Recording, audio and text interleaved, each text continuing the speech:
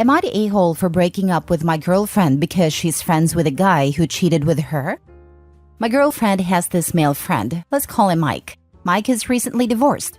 The other night, I was hanging out with some of my girlfriend's friends. My girlfriend wasn't there, by the way. One of her friends brought up Mike and how the divorce has been hard on him. Another friend said it was his own damn fault for sleeping with girlfriend's name. I was like, whoa, what? I asked for more details, and turns out Mike slept with my girlfriend while he was married. His wife found out, and then they divorced. This happened about a year and a half ago. I've been with my girlfriend for about a year. I talked to my girlfriend the next time I saw her. I took a couple days to digest the information.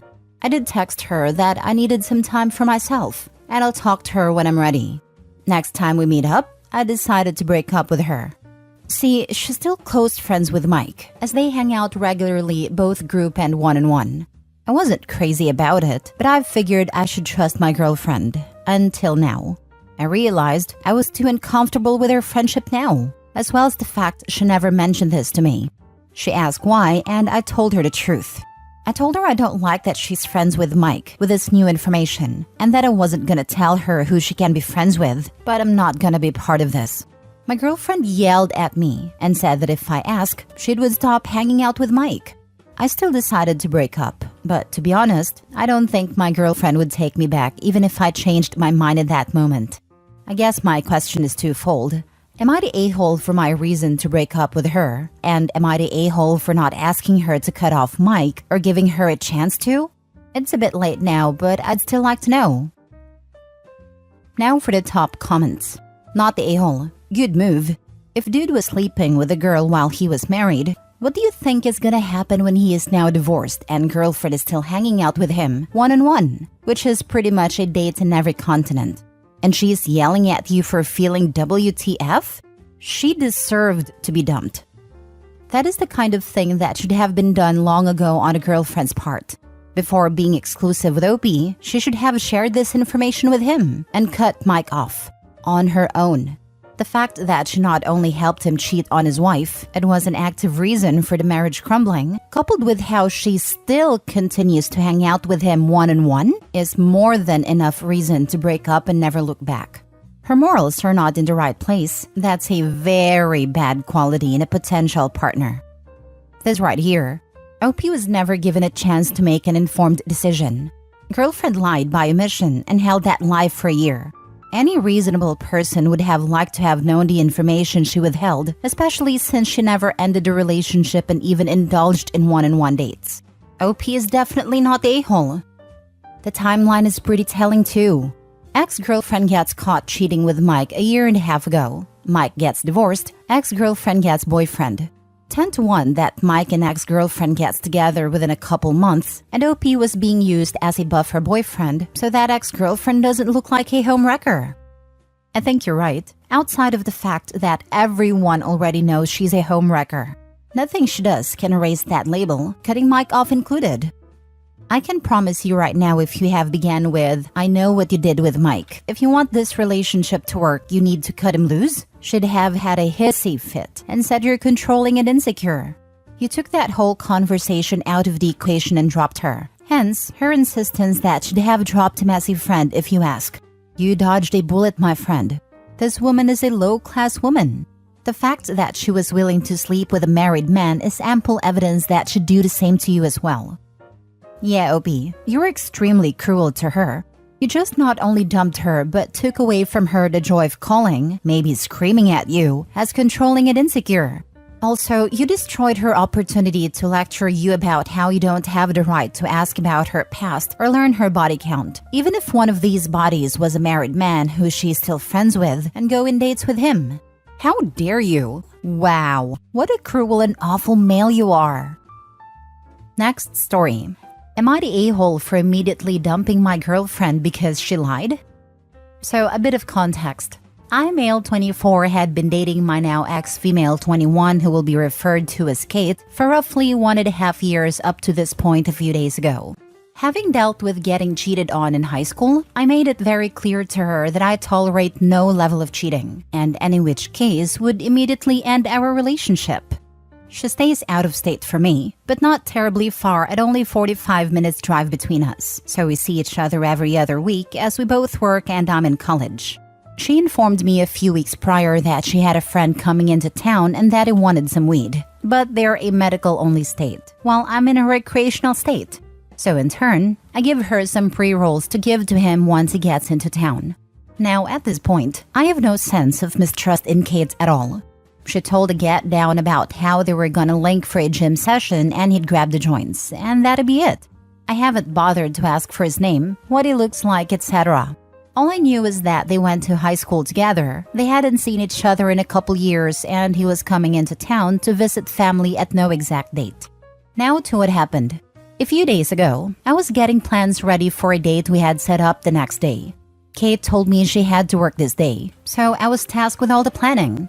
I was texting Kate about it, trying to set up time frames of when she'd be here, where to eat, etc. This is when I noticed her Snapchat location was turned off. This is concerning because she's never had it off, and we share each other's locations at all given times. I ask her what's the deal, and she says she turned it off for safety concerns since she didn't want everyone seeing it all the time anymore. This confused me, since she can choose to just share it with me alone. I just pushed it aside as me being paranoid until she didn't respond back to my texts for 2 hours. Now for most, this wouldn't raise any concern as she is at work, she could be busy, etc. But she works at a small food spot and they have never been busy enough to the point she doesn't respond for 2 hours. And she had always been telling me about how they don't have a lot of business. Fast forward another hour as I was leaving a workout sesh, I see that she still hadn't replied.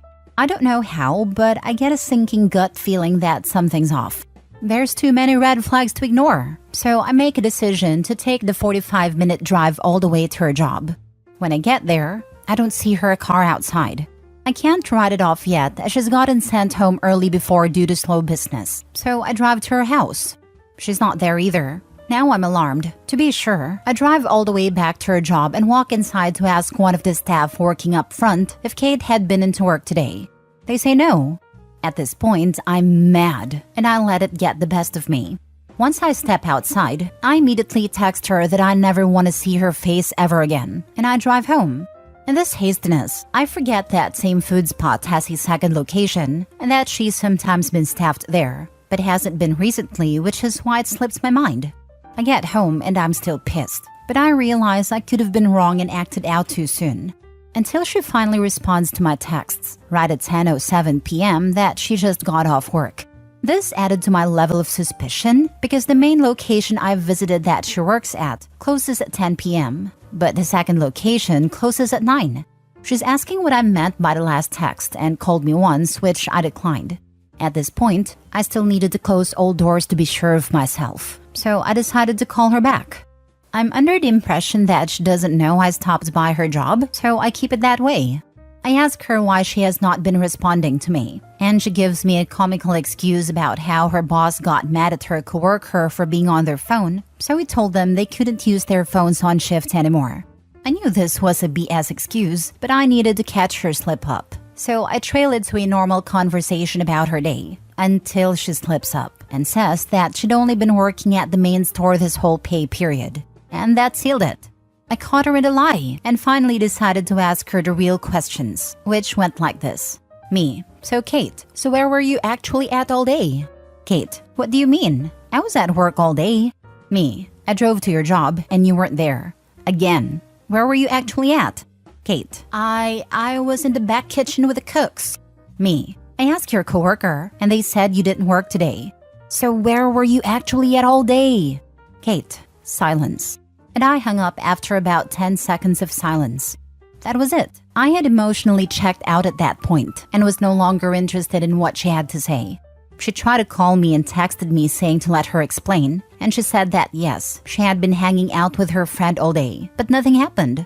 She said that they had gone to the gym, gotten some lunch, and then decided to get a motel room to smoke some of the joints because his family didn't like him smoking weed, and they didn't want to smoke in their cars either. I didn't want to hear any of it. She had lied to me 5 times already, and I gave her every opportunity to tell me the truth. She lied and expects me to believe anything else she has to say? Yeah, I'm good on that. Her friend even decided to text me trying to explain it and wanted to apologize about trying to do me like that. This just ticks me off even more, like, oh, so you both knew and were trying to play me like a fool. He's trying to convince me about how much she cares about me, trying to have a man-to-man discussion. Meanwhile, Kate is trying to talk about how much she's afraid to lose me and stuff. I told Kate that I didn't want to hear any of it anymore and that I want to just end it right there and now. Told her I wouldn't even badmouth her to our mutual friends or anything, but that I never wanted to see her again. And that's that. She's not tried to contact me any further since that night, and neither has her friend. She took down our couple's photos on all her social media, and so now I've had some of our mutuals come through trying to convince me to talk to her and work things out, but I've shut them all down. They keep saying that I don't know for certain if Kate and her friend actually did anything, which is true, but in my mind, lying to your significant other about being at work to spend a day with someone they know next to nothing about is cheating. Am I the a-hole for overreacting? Now for the top comments. Not the a-hole, no overreaction here, and you should be proud in how you handled it. Well said. It is irrelevant if something happened between her and her friend or not. If nothing happened and she can lie that much about nothing, how much would she lie about something? Opie made a smart choice to let someone else find the answer to this question. She slept with her friend. No one rents a smoking room at a motel just to smoke joints, especially when it's not recreational in their state. And I'm sure motels would prefer you to not smoke in the motel room. Not the a-hole. I have never in my life heard of people renting a motel room to smoke a joint. Lol. Exactly what I said, but I was so over her I didn't bother to call her out or anything. Yeah, just move on. Stay focused on school and such. Women come and go, no big deal at this age. Not the a-hole. She cheated, bro. I dabble in funky lettuce. No one rents a freaking motel room to get high. Plus, what's worse is she got Opie to provide us smokes. I like to think I'm not that insecure, but if my girlfriend asked me to provide pre-rolls so she can smoke them with an old male friend in a motel room, I just laugh. Not the a-hole. She knew she was doing wrong, so she lied. If she was on the up and up, there'd have been no reason to lie. Now it seems like she's trying to truth trickle you, my guy. You trusted her until she gave you a reason not to. That's all anyone can ask. You made it clear where your boundaries were, and she started playing games real fast. You can do better. Keep your stick on the ice. Last story. Am I the a-hole for telling my wife I don't give a damn how she drives when it's just her and her kids in the car, but if me or our kids are in it, she must be safe? My wife had 2 kids before we got married, and they have an actively involved father. We have had 2 children of our own. My wife is a terrible driver, but she refuses to acknowledge this. She has been in multiple accidents and even had her license suspended. Not for a DUI or anything, just because she's an awful driver. She will do stuff like reach into the back seat to deal with a kid, rather than either pull over or let me or one of the older kids deal with it. She got T-boned in August last year because she took her foot off the brake at a red light to pick up my son's soother that had fallen out. She didn't put the car in park. Thankfully, only she was injured. All 4 kids were in the car.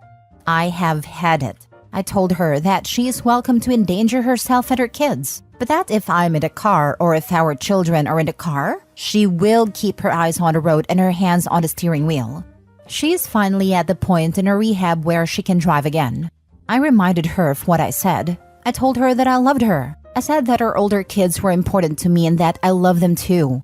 But I told her that if she ever decided to do stupid stuff while driving, our relationship would be over. And I would make it part of our divorce that she not be allowed to drive with my kids in the car.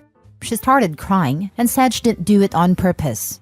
I asked her how exactly she took her hands off the wheel, took off her seatbelt, took her foot off the brake, and turned around to pick up the soother by accident.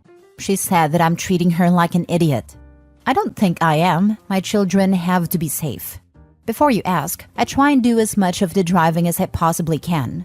I have stopped drinking when we go out. I traded in my car that I loved for an SUV, so there is room for all of us. I offered to pay for Uber, so she didn't have to drive if I wasn't available. She actually likes driving. Her ex and her parents are on my side. He also told her that if she ever thinks about endangering his kids, he would either go for full custody or ask that she be barred from driving with his kids in a car. Her parents have threatened to stop helping her pay her stupid high insurance premiums.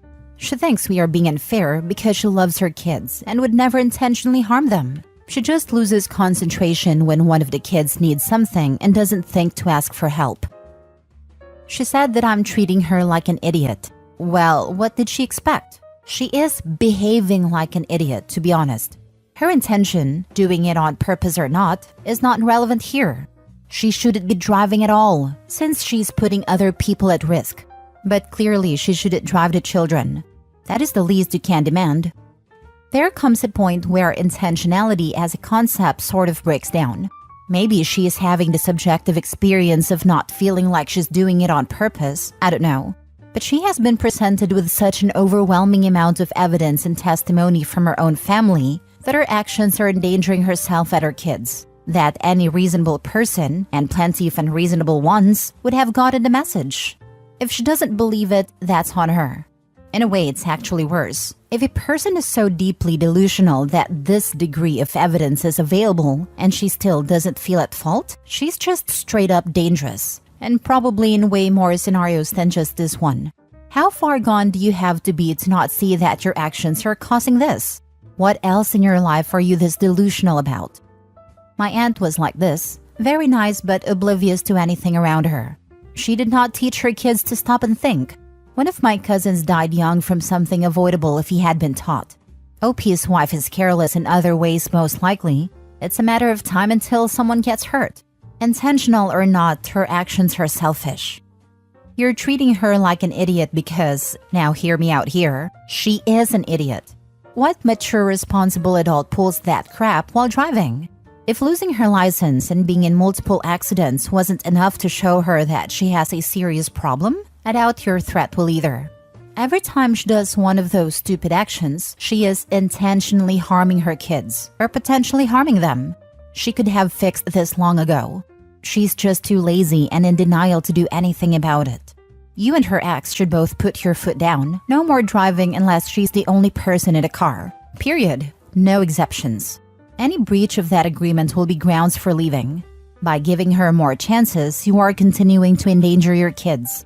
Not the a-hole, but don't let this slide. Came here to say this. OP is trying to be too nice. She needs to understand she has been an idiot.